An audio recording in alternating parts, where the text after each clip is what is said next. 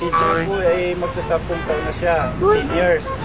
Paano niyo po siya tinuturuan? Madali lang magturo basta paulit-ulit mong ituro sa kanya yung mga bagay na gusto mong ituro. Then, malalaman niya yun kung yung tinuturo mo, matutunan niya.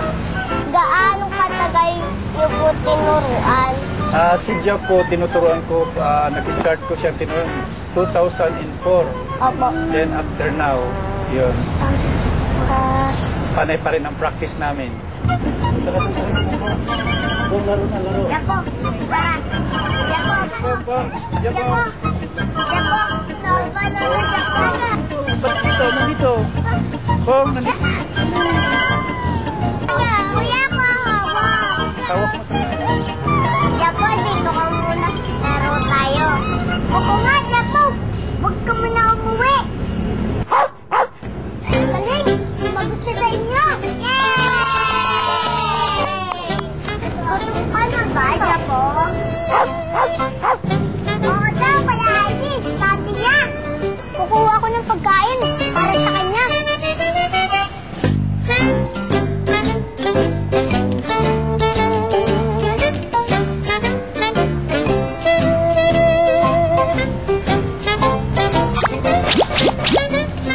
Baka naman hindi siya nagugutom.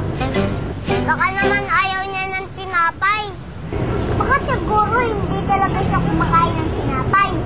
Ano kaya ang gusto niya? Nako, baka umuwi siya kapag gutom. Alala ko ang bilhin sa akin sa akin ng zoo. Maging sa pagkain, kainin ko tayo. Panoorin mo daw kung trip ko.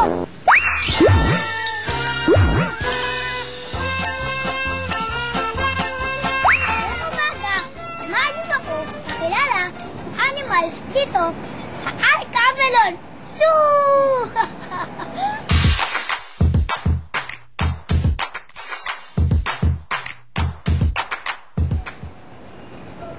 Good morning, Bugoy! Good morning din po. Welcome to Ark Avalon Zoo. Ready ka na maglibot? Game! O, tara, game!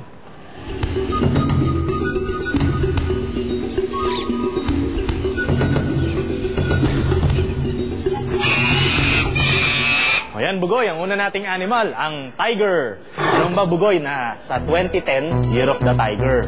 At ang tiger, ang pinakamalaking pusa sa buong mundo. May pusa ka ba sa bahay?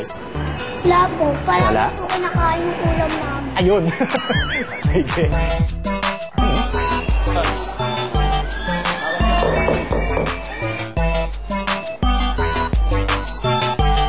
Ayan, Bugoy. Ito naman tayo sa tinatawag nating jaguar. Kuya, ang galing mo. Jaguar. Isa sa mga spotted cats. Ito. The third largest cat in the world. So, magkaroon ng alagang ganyan? Bakit po sila bumabackflip? Masyado kasi silang active itong mga Himalayan striped squirrel na nakikita sa Asia, no?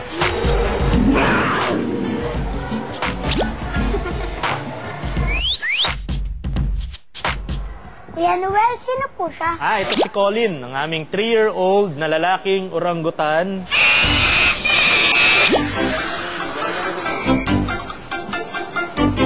Bakit po siya mukhang tao nakadamit? Siyempre, para hindi matakot sa kanya yung mga bata. Para siyang madaling kalaro.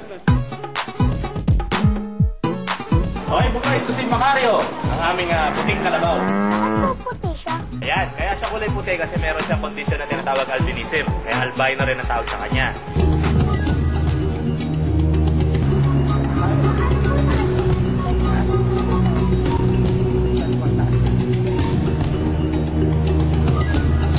Tara, balik tayo ha.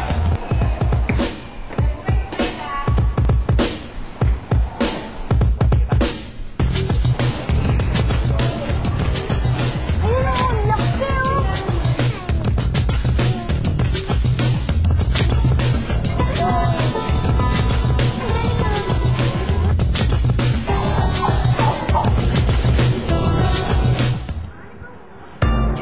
Saan po yung kumakain na to? Ito po. Ay, grabe tuloy. Kung bibitawan ha. Pwede po ba ako magkalaga ng mga ganyan? Pwede naman, basta meron kang space sa bahay mo, tapos meron kay papakain sa kanila, at lilinisin mo yung mga kalat nila, o yung mga kalat nila.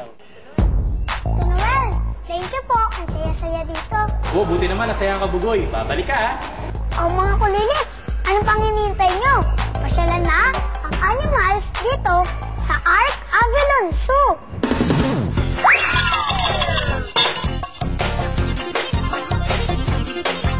Ang mga aso at pusa ay katulad din natin mga kulilits. Kailangan nila ng tamang pag-aalaga. Kain na ng tama araw-araw.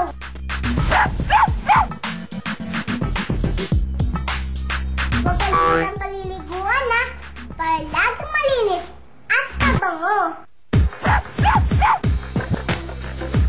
Makapaglaro sa kanila, pero huwag gawing laruan na.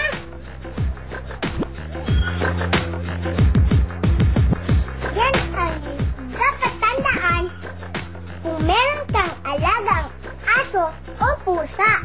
Ang pet mo dapat friend mo.